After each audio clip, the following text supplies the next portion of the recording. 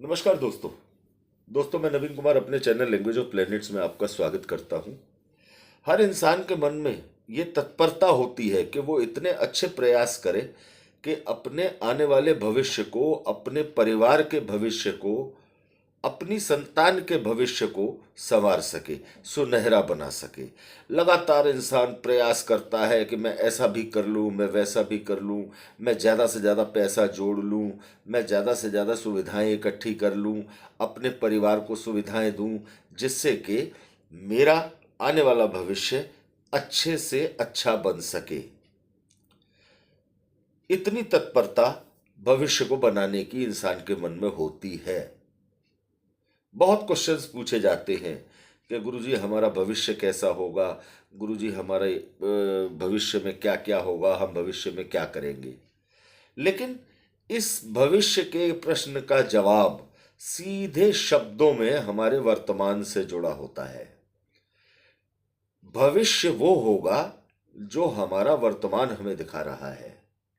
अर्थात आज हमारी जो स्थिति है उसी के अकॉर्डिंग हमारा भविष्य आने वाला समय हमारा उसी के अकॉर्डिंग डिसाइड होगा कि हम भविष्य में क्या कर सकेंगे और कितनी सुविधाएं अर्जित कर पाएंगे।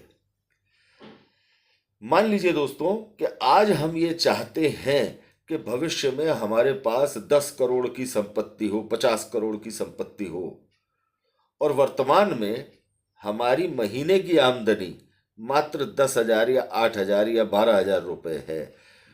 तो यह संभव ही नहीं है कि भविष्य में आपके पास 50 करोड़ की संपत्ति हो सकेगी। इसलिए हमारा भविष्य हमारे वर्तमान पर निर्भर करता है। इसी तरह से दोस्तों हर इंसान के मन में यह उत्सुकता भी रहती है कि वो ये जान सके कि वर्तमान जीवन में जो संघर्ष और चुनौतियां उसके सामने आ रही हैं वो किस वजह से आ रही हैं। ज्योतिष के अनुसार कौन से वो पिछले कर्म हैं जिनकी वजह से आज के जीवन में लगातार उसके सामने चुनौतियां और संघर्ष उपस्थित होते जा रहे हैं। उसके सामने नई नई चुनौतियां उसके जीवन में आती जा रही हैं, नए नए संघर्ष उसे देखने पड़ रहे हैं।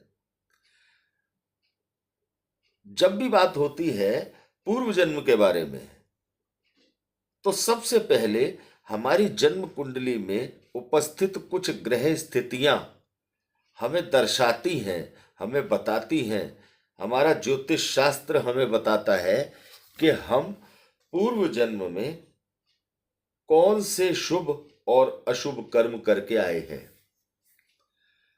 दोस्तों आज हम जिक्र करेंगे कुछ ऐसी ग्रह स्थितियों के बारे में जो ग्रह स्थितियां ये बताती हैं कि आप, यदि आपकी जन्म कुंडली के अंदर उनमें से कोई भी ग्रह स्थिति मौजूद है तो ये आप मानकर चलें कि आप पूर्व जन्म में बहुत ही शानदार पुण्य कर्म करके आए हैं। दोस्तों पुण्य कर्मों का मतलब, वर्तमान में किए हुए पुण्य कर्मों का मतलब ये बिल्कुल नहीं होता कि वर्तमान में आप करोड़पति हों और अरबपति हों और आपके जीवन में सारी सुख सुविधाएं हों। पूर्व में किए हुए पुण्य कर्म वर्तमान में आपके जीवन को, आपके मन को संतुष्टि से भर देते हैं। यदि आप अपनी वर्तमान उपलब्धियों से संतुष्ट हैं तो आपको ये मानना चाहिए, आपको ये समझना चाहिए कि आप पूर्व जन्म में कुछ न कुछ पुण्य कर्म अवश्य करके आए हैं। ज्यादा करने की, ज्यादा पाने की इच्छा तो हर इंसान के मन में होती है कि मैं ये भी प्राप्त कर लूं, मैं ये भी प्राप्त कर लूं। जिसके पास बाइक है वो कार की इच्छा करता है कि मेरे पास कार हो, जिसके पास 4 कमरे का मकान है वो चाहता है कि मेरे पास बंगलो हो। ज्यादा चाहना बुरी बात नहीं है, लेकिन अपने मन में इस चीज को लेकर संतुष्ट होना कि हाँ आज मैं जो कुछ हूं वो मैं मुझे उस चीज से संतुष्टि है। दोस्तों, कौन सी है वो ग्रह स्थितियां जो हमें ये शो करती हैं कि हम पूर्व जन्म में निश्चित तौर से कुछ अच्छे पुण्य कर्म ऐसे करके आए हैं जिनका लाभ हमें इस जीवन में निश्चित तौर से मिलने जा रहा है।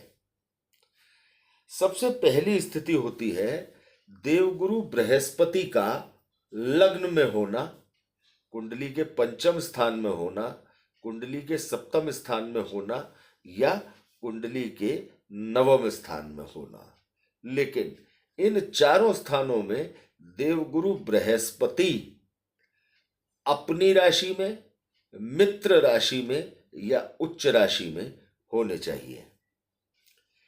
दूसरी स्थिति है शक्तिशाली गुरु, देवगुरु बृहस्पति की शक्तिशाली स्थिति, अर्थात देवगुरु बृहस्पति मित्र राशि में हो, अपनी राशि में हो या उच्च राशि में हो, और ऐसे देवगुरु बृहस्पति का आपके लग्न के स्वामी या लग्न से शुभ संबंध बन जाए, अर्थात पाप प्रभाव ना हो।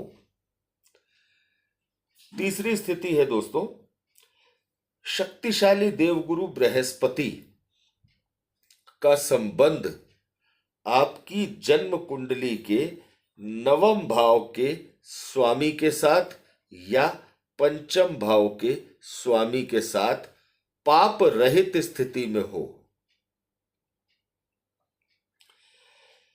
चौथी स्थिति है दोस्तों गुरु का संबंध दोनों त्रिकोणों के स्वामियों के साथ, अर्थात गुरु आपकी कुंडली में कारक हो, तीसरे भाव के तीसरे त्रिकोण के स्वामी हो, अर्थात लग्न, पंचम और नवम, इनमें से किसी एक भाव के स्वामी देवगुरु बृहस्पति हो और बाकी दो भावों के स्वामियों के साथ शानदार देवगुरु बृहस्पति का संबंध बन जाए। और पांचवी जो एक शानदार स्थिति है वो ये है कि देवगुरु बृहस्पति की शक्तिशाली स्थिति में होने के बाद देवगुरु का संबंध आपकी कुंडली में सूर्य से हो और आपकी कुंडली में बलि चंद्रमा से हो। ये सारी ग्रह स्थितियां आपके लिए वर्तमान जीवन में ऐसे ऐसे मौके, आपके जीवन की तरक्की के ऐसे ऐसे मौके आपको उपलब्ध कराती हैं जिनके बारे में आप सोच भी नहीं सकते। जिन लोगों की जन्म कुंडली में इस तरह की ग्रह स्थितियां होती हैं उन्हें अक्सर जीवन में बेहिसाब तरक्की करने के अनेकों रास्ते मिलते चले जाते हैं। ये एक अलग बात है कि बहुत से लोग उन रास्तों का, उन माध्यमों का लाभ नहीं ले पाते कुंडली के अन्य ग्रहों की खराबी के कारण। लेकिन यदि ये स्थितियां कुंडली के अंदर हैं तो ये आपके पूर्व जन्म के किए हुए पुण्यों का प्रभाव है जो आपके सामने लगातार अच्छे अच्छे अवसर लेकर उपस्थित होते हैं। दोस्तों, इन ग्रह स्थितियों के बारे में ज्योतिष शास्त्र में यह कहा जाता है कि ये ग्रह स्थितियां वो ग्रह स्थितियां हैं जिनके आगे जन्म कुंडली के अनेकों दोष ऑटोमेटिकली समाप्त हो जाते हैं। देवगुरु बृहस्पति आपकी कुंडली के लग्नेश, आपकी कुंडली में सूर्य की स्थिति अर्थात आपकी आत्मा की स्थिति और आपकी जन्म कुंडली में बलि चंद्रमा की स्थिति यानी आपके मन की स्थिति, इन सब का आपस में शुभ सामंजस्य बन जाए तो ये निश्चित तौर से आप मानकर चलें कि आप पूर्व जन्म में कोई बढ़िया पुण्य कर्म करके आए हैं या महात्माओं का जीवन बिता कर आए हैं। तो दोस्तों, यदि इनमें से एक भी ग्रह स्थिति आपकी कुंडली में है तो आपके लिए हार्दिक शुभकामनाएं। दोस्तों, यदि पूर्व जन्म के पुण्य कर्मों से जुड़ी ये जानकारी आपको अच्छी लगी हो तो ज़्यादा से ज़्यादा दोस्तों के साथ इसे शेयर कीजिएगा, लाइक कीजिएगा और चैनल को सब्सक्राइब कीजिएगा। धन्यवाद दोस्तों।